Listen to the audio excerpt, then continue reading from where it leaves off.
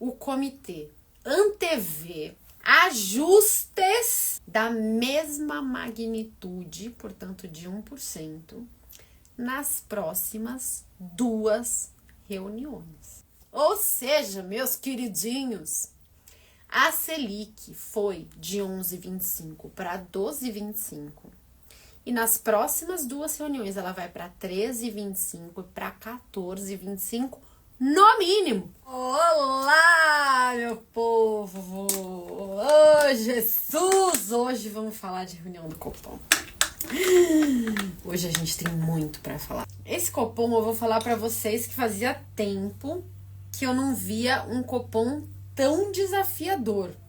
O Copom, gente, elevou a Selic para 12,25, de 11,25 para 12,25. Acho que, assim, eu não lembro quanto tempo faz que ele não sobe a Selic de 100 bases. Eu chutaria que a última vez que ele fez isso foi lá para 2014, 15, por aí. E isso acontece porque o cenário está muito adverso. Depois do governo anunciar o pacote fiscal, que ele tanto falou que ia ser maravilhoso, que ia ser incrível. A hora que ele anunciou, o mercado viu e falou assim, cara, isso não é um corte. Eles colocaram lá que eles vão economizar 2,5 bi por ano colocando biometria. Quer dizer, 2,5 bi por ano com biometria, será? Né? Então ele anunciou um pacote de gastos, um pacote de corte de gastos, com cortes o suficiente, na verdade com estimativas de cortes que seriam só o suficiente para jogar o déficit do nível atual para a meta que ele mesmo se colocou. Não seria suficiente para levar o resultado primário para positivo, tal que a dívida PIB fosse estabilizada. Isso é importante vocês entenderem, tá? Porque tem muita gente que fala assim, o mercado malvadão, será que o mercado não tá sobrereagindo, né? Será que não sei o quê? Não, olha só. Para você estabilizar a dívida PIB brasileira, dado quanto você paga de juro na dívida, imaginando um crescimento aproximado de 2% e uma taxa de juro, um custo médio da dívida pública de 11%, 12%, hoje em dia tá maior, mas vamos colocar premissas conservadoras. Se a gente coloca isso, para você estabilizar a dívida PIB, você precisa de um superávit aproximado de 1,5% do PIB. Hoje em dia, a estimativa do mercado é que no ano que vem ele rode a um déficit de 0,8%. Então a gente precisa de 1,5% e tá 1,5% positivo, e tá rodando num déficit de meio negativo. Então, você precisaria aí de 2% de corte de gastos, 2% do PIB. Isso dá quanto, Marília? Dá 250 bilhões. O pacote que ele anunciou pretende cortar 30 bi esse ano, 40 bi o ano que vem e assim vai. Então, só para vocês verem como ele é pouco frente ao necessário. A gente falou com o Marcos Lisboa semana passada, ele foi lá na Nord no podcast Skin in the Game, que já tá no YouTube e é maravilhoso, tá maravilhoso. Ele falou assim, desses 30 bi, eu acho que ele vai conseguir fazer metade. Então, seria necessário 200 bi. Ele anuncia 30 bi. E desses 30 bi, o mercado acha que ele vai conseguir fazer metade. Então, olha só como o mercado se decepcionou com o pacote fiscal. E aí, o câmbio começou a depreciar, batemos 6,10 de câmbio, batemos 14% de juros, a bolsa caiu pra caramba. E aí, no meio dessa confusão, o Banco Central tem que tomar a decisão do Copom e decidiu por dar uma pancada no juro, né? Subir 1%, de 11,25 para 12,25. E vocês vão ver que foi um comunicado brutalmente rock e unânime. Galípolo também votou para esse pacote aí super austero. Então vamos ver o que eles falam. Ele começa falando o quê? Lembra que ele sempre começa falando do externo. O ambiente externo permanece desafiador em função principalmente da conjuntura econômica nos Estados Unidos. o que suscita maiores dúvidas sobre o ritmo de desaceleração da desinflação e, consequentemente, sobre a postura do Fed. Eu acho que é a terceira vez que ele coloca esse parágrafo. Honestamente, eu já falei para vocês da outra vez e continuo falando que eu acho desproposital. Hoje saíram dados de inflação nos Estados Unidos que voltaram a mostrar uma desaceleração consistente nos dados, né? A gente viu queda de aluguéis, queda de serviços de transportes, que eram coisas que estavam no core, e o mercado estava muito preocupado que não iam desacelerar, pois desaceleraram. Então tá tendo uma desaceleração, sim. Ela é rápida? Não, ela é lenta, mas está tendo e ela é consistente. Então, eu discordo dele que o ambiente externo permanece desafiador. Em relação ao cenário doméstico, então falou do externo, agora vai falar do doméstico. Ó, se preparem. Se preparem que agora vai começar as pauladas. O conjunto de indicadores de atividade econômica e do mercado de trabalho seguem apresentando dinamismo, com destaque para a divulgação do PIB do terceiro trimestre, que indicou abertura adicional do hiato. O que é abertura adicional do hiato?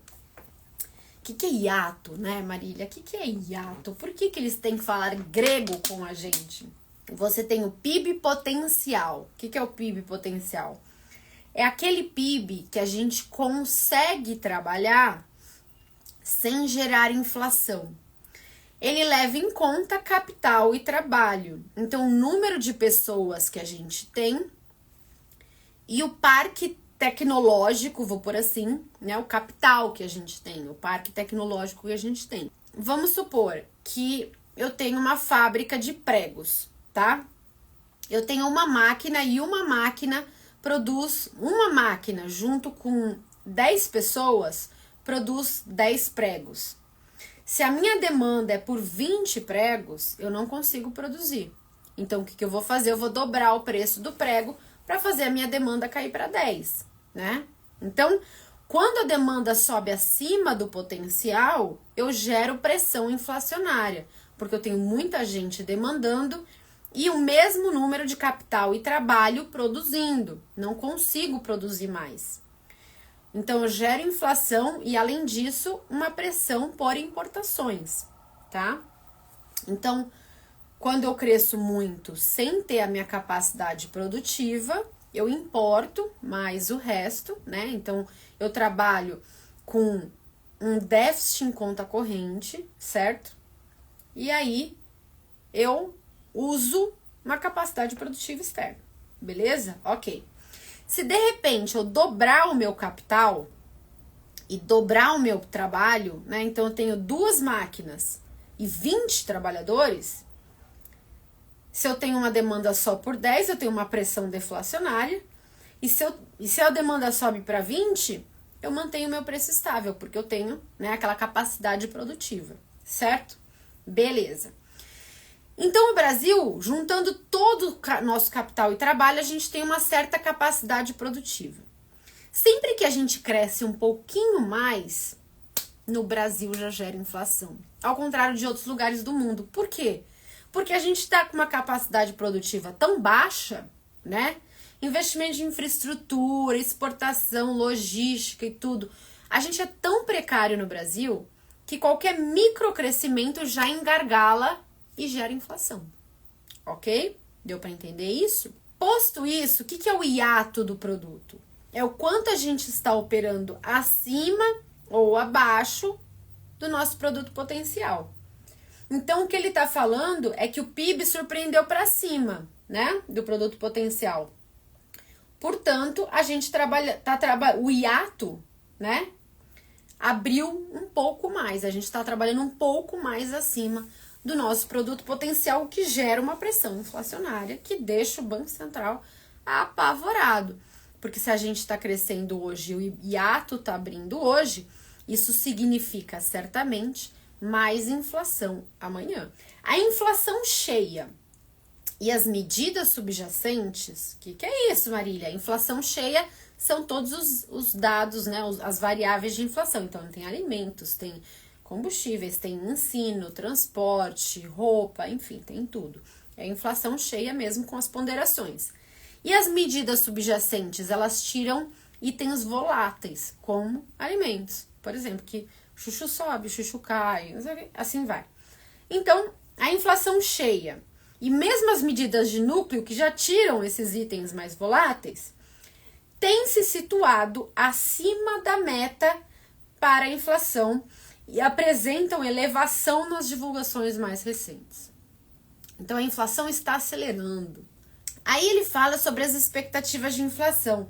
Ora, se você, se Pitu e Sami, que não estão mais aqui, foram para a grama, se Pitu e Sami sabem que um hiato mais aberto acelera a inflação futura, o que eles fazem com a projeção deles de inflação?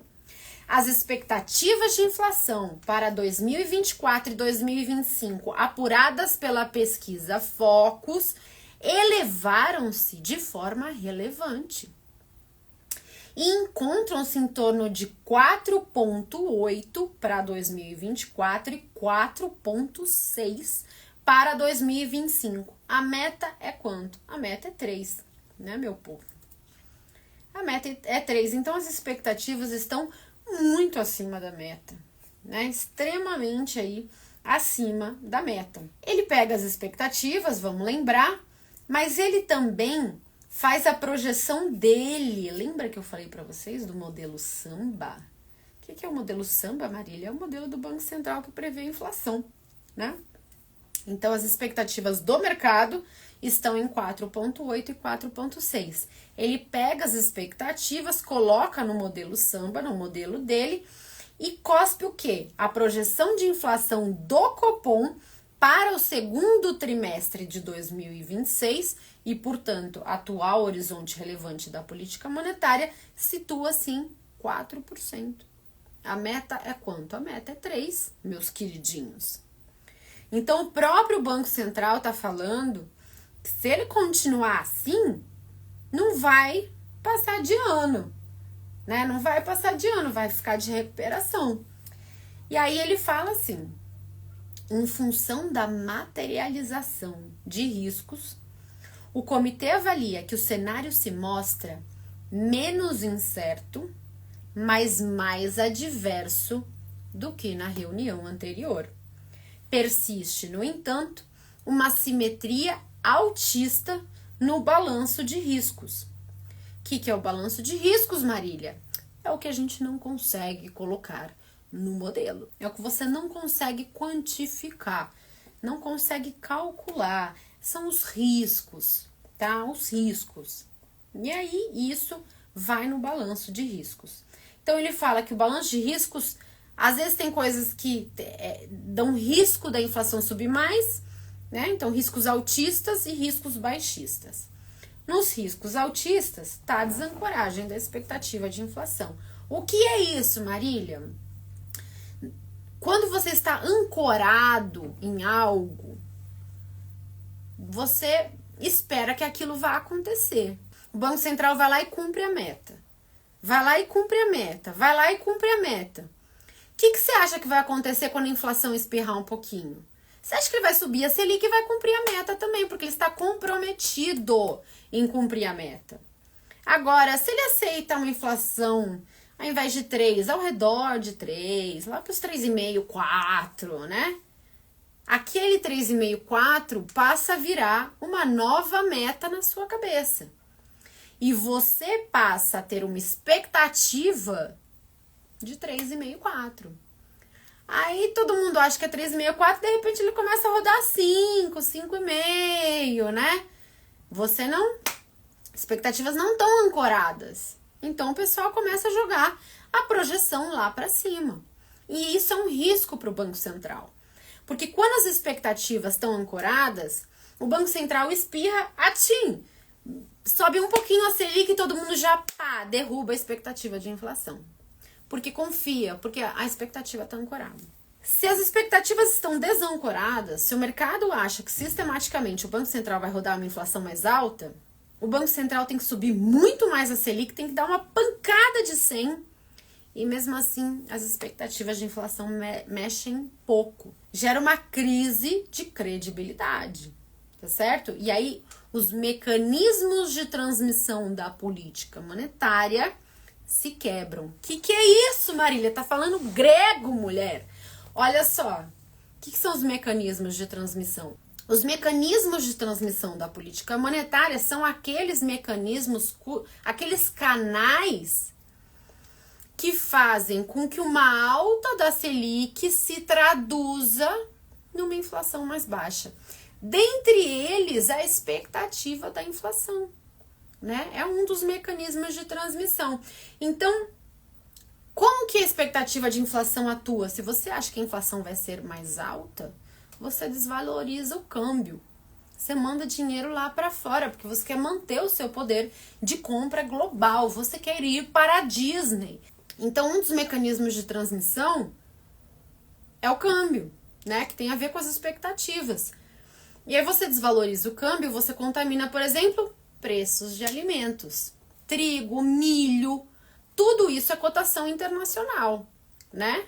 E aí, se você desvaloriza o câmbio, chega aqui mais caro, que é o que está acontecendo com o preço de alimentos na nossa inflação. Então, o que ele está falando aqui é isso, uma desancoragem das expectativas de inflação por período mais prolongado. Isso aumenta o custo da política monetária, isso eu falando. E isso quebra os mecanismos de transmissão da política monetária, tornando ela menos eficiente e, portanto, necessitando de um aumento de juros maior. 2. Uma maior resiliência da inflação de serviços. Serviços está demorando para cair, né? Por quê? Porque o hiato está positivo. Também hiato, pode colocar aí numa das palavras, num dos repertórios. E 3, uma conjunção de política econômica externa e interna que tem impacto inflacionário, por exemplo, por meio de uma taxa de câmbio persistentemente depreciada. Isso causa inflação. Vamos combinar, vocês estão vendo que o preço de alimentos já está subindo. Beleza? Beleza. Se prepara para o choque de realidade. Se prepara para o tapa na cara do governo. O comitê tem acompanhado com atenção como os desenvolvimentos recentes da política fiscal impactam a política monetária e os ativos financeiros. Vamos lembrar uma coisa antes de eu continuar. A piora fiscal, por si só, não impacta na política monetária. Não é porque o governo está incorrendo num déficit fiscal primário que o Banco Central tem que subir juros. Não é um movimento automático. O que aconteceu? Se o mercado acha, né? E quando eu digo mercado, internalize como financiadores da dívida pública, ok? Se os financiadores da dívida pública acham que o aumento do déficit é temporário, sacaram? Não vai ter impacto nos preços de mercado. Você não vai ter uma desvalorização cambial grande. Você não vai ter um aumento de taxa de juros grande. E se for um aumento do déficit por conta de uma crise econômica, inclusive os juros caem, que foi o que aconteceu em 2020. Então não é qualquer piora fiscal que impacta nos preços dos ativos. E, portanto, não cabe à política monetária antecipar a consequência do impacto fiscal e se adiantar subindo a Selic. Não é assim que a política monetária funciona. Ela só reage às consequências monetárias das expectativas dos agentes a respeito do impacto fiscal. Marília do céu, tá grego! Tá grego isso que você tá falando. Vamos lá, vamos reformular. Não cabe ao Banco Central. O Banco Central não atua na política monetária por alterações na política fiscal.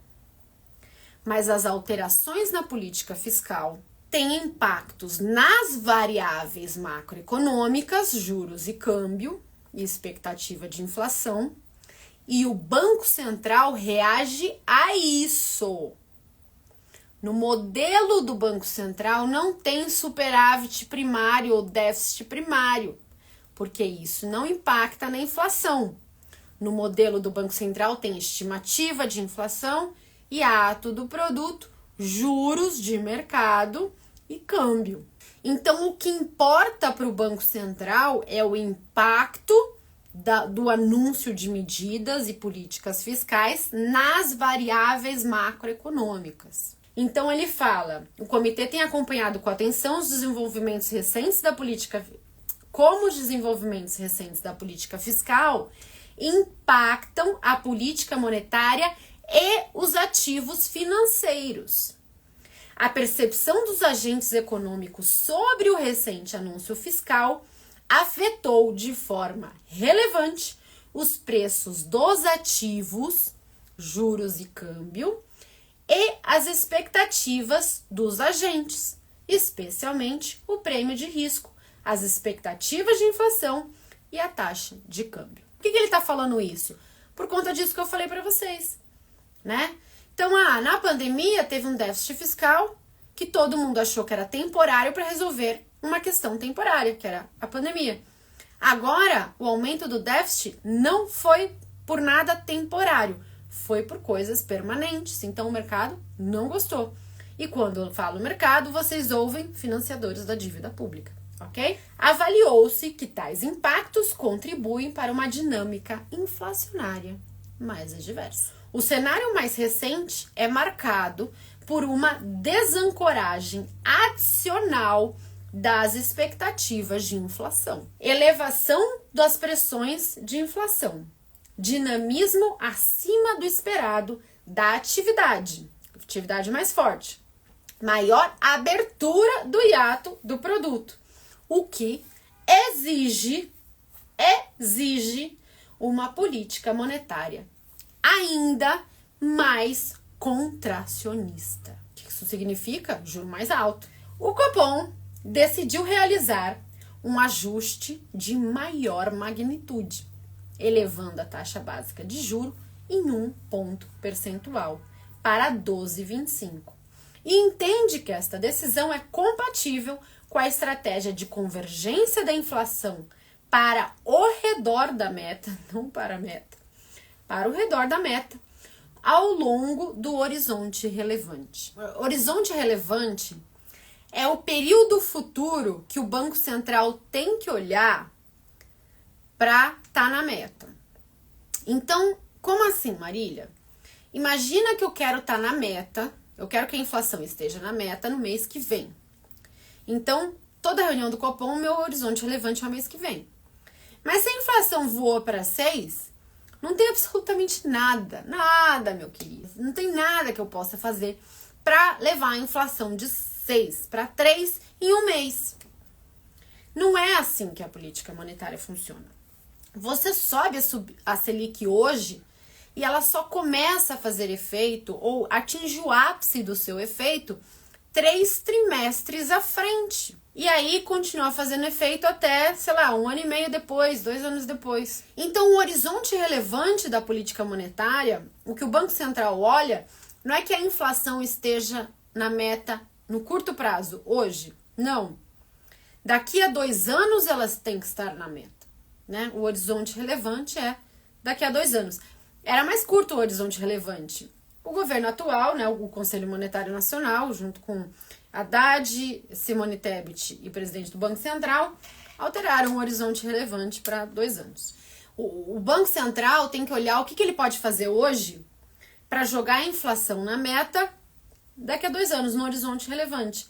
Porque também não adianta ele ver a inflação subir e aí depois querer fazer alguma coisa, porque daí só vai funcionar daqui a 3 trimestres, né? Ele só pode garantir que isso vai trazer efeito daqui a 3 trimestres. Então, ele tem que prever o que vai acontecer, fazer modelos de previsão, modelo Samba, e aí atuar naquilo que ele prevê que vai acontecer, tá bom?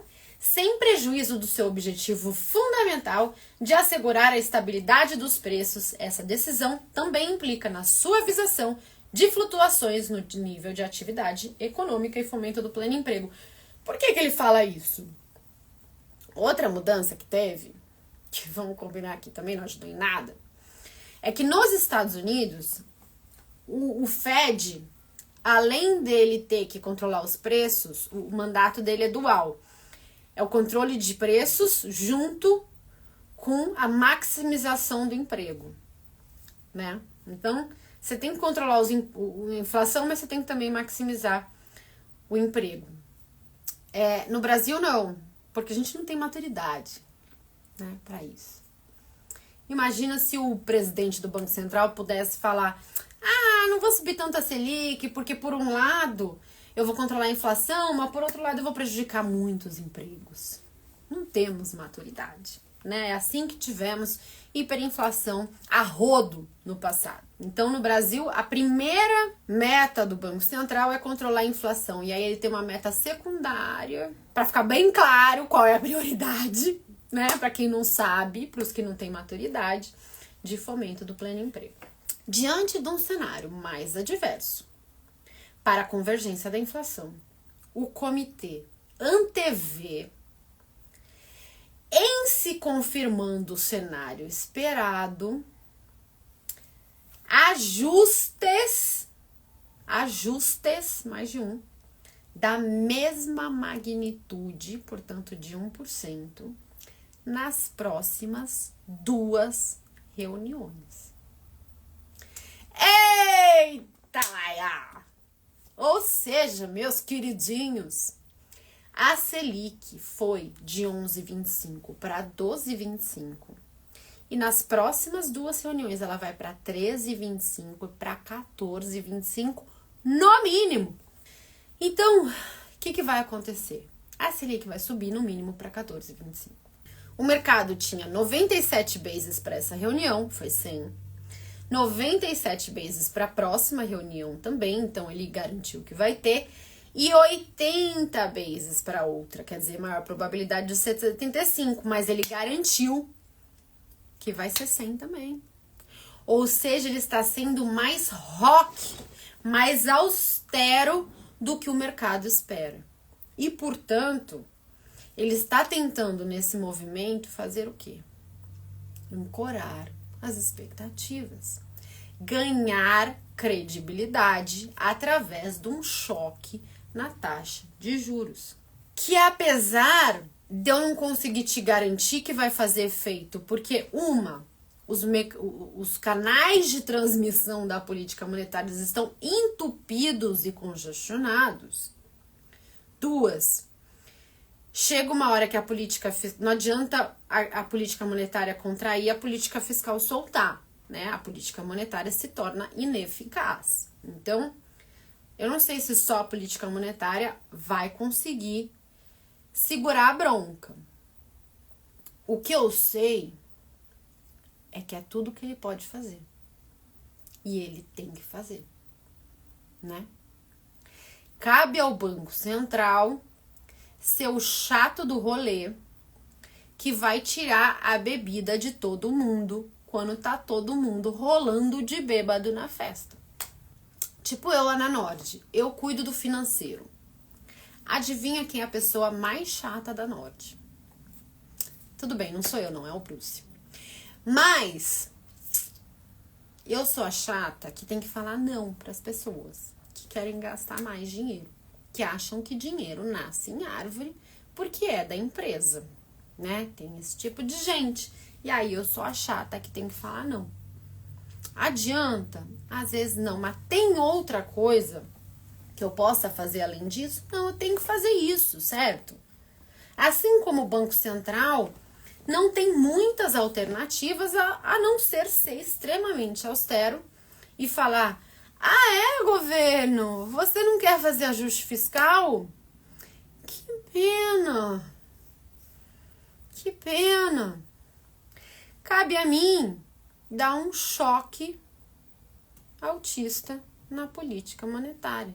Então, toma 100 e toma mais 100 na próxima reunião. E palmas para esse Banco Central. Palmas, porque ele vai terminar. Gente, esse Roberto Campos, ele é terrível.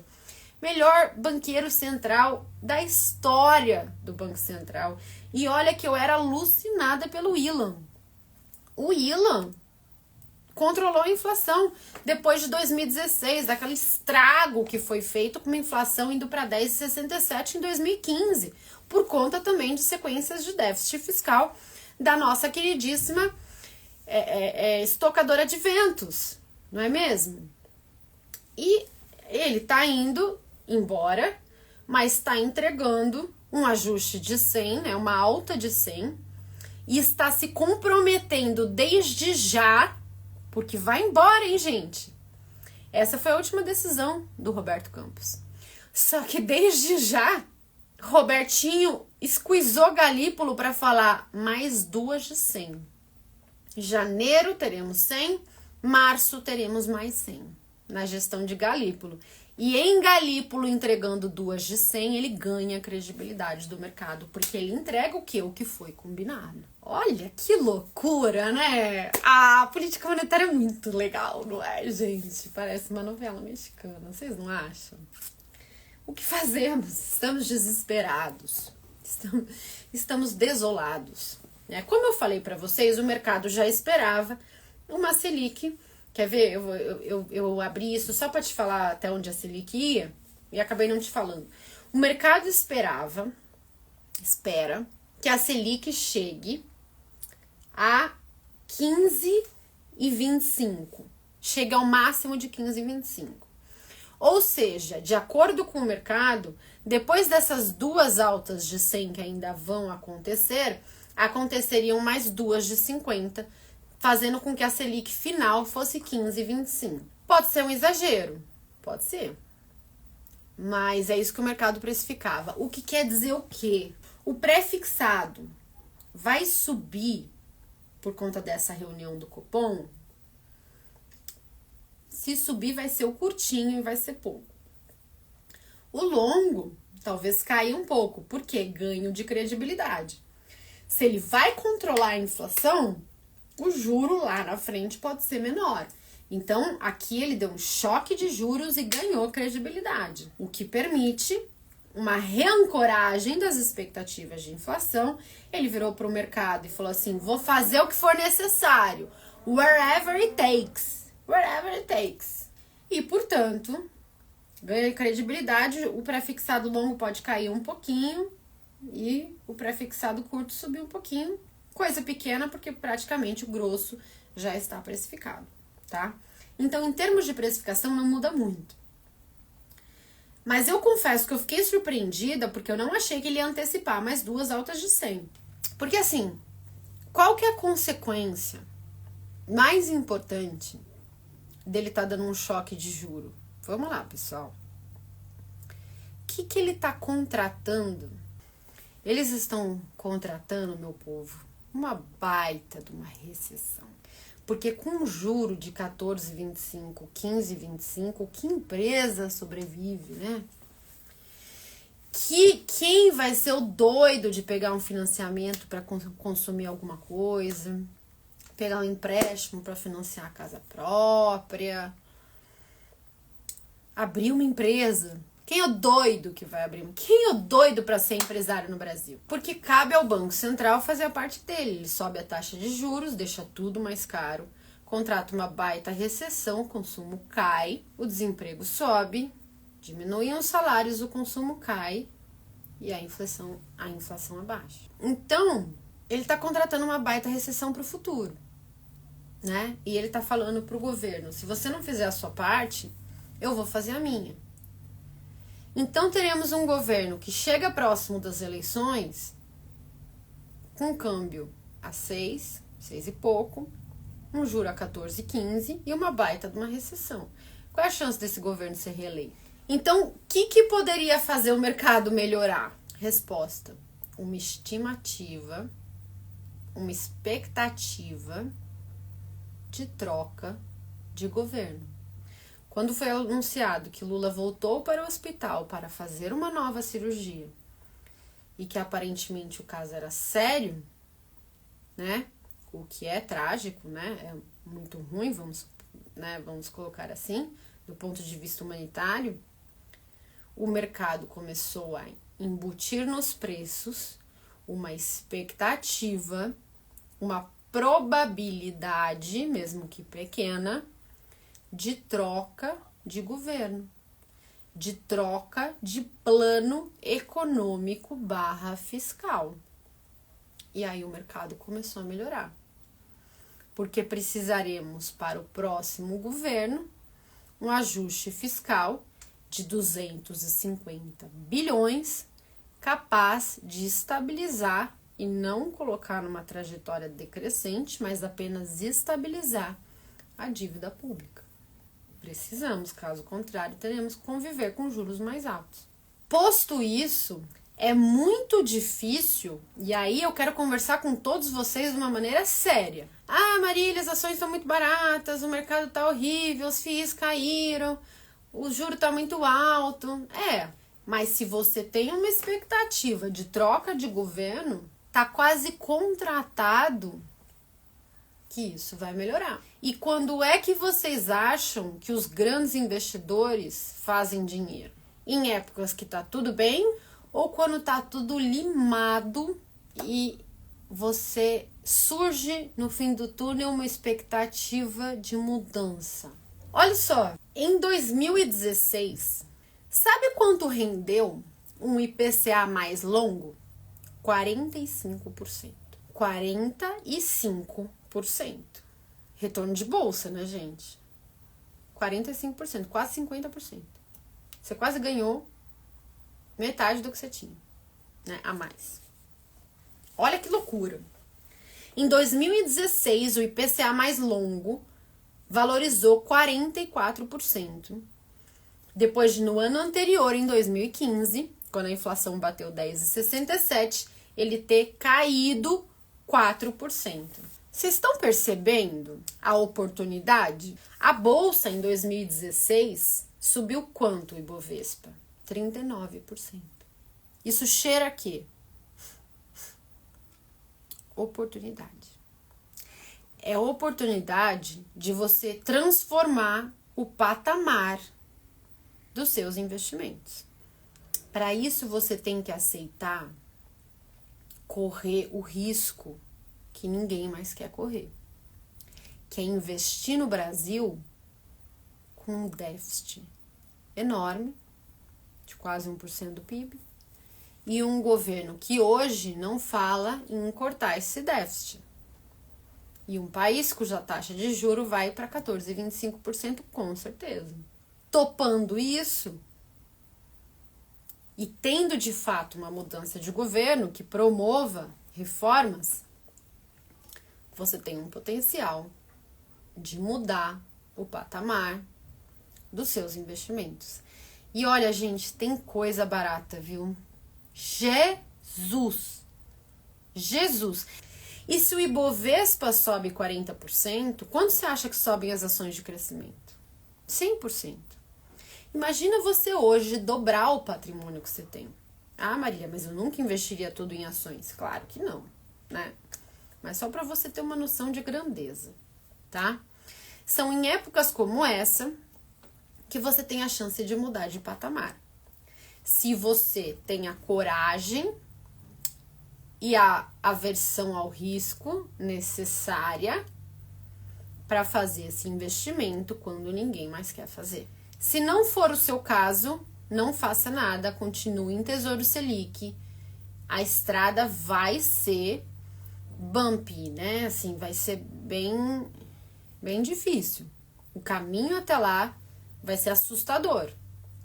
Você vai ter que fechar o olho, né? Mas para os que têm esse apetite de risco, a gente está se aproximando cada vez mais de uma expectativa de mercado, de uma antecipação do mercado a respeito de uma troca de governo. E se você perder a primeira semana, no primeiro mês, você já perdeu 90% do movimento. Ações não é igual renda fixa, que é tendencial. Ações vai que vai. E aí depois você acaba se arrependendo de não ter entrado. Então, para os que têm estômago, Marília, quero uma carteira que invista em ações, em FIIs, em renda fixa e aproveite todas essas oportunidades. Nord Advisor. E aí eu não tenho nenhum link, porque eu tô falando aqui porque é o que eu acho, é a nossa carteira recomendada. Então, quem me mandar uma DM, eu vou mandar um cupom de 30% do Nord Advisor. Manda uma DM, fala, Marília, quero Nord Advisor, fala alguma coisa, tá? E de novo, só para as pessoas que têm o apetite ao risco. Vai ser fácil? Não. Pode piorar antes de melhorar? Sim.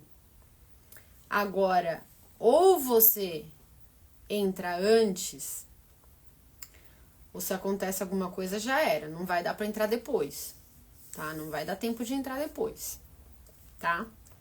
Eu já me posicionaria. Você vai perder o quê? Você vai perder o CDI de um ano, talvez? Você vai perder 14%?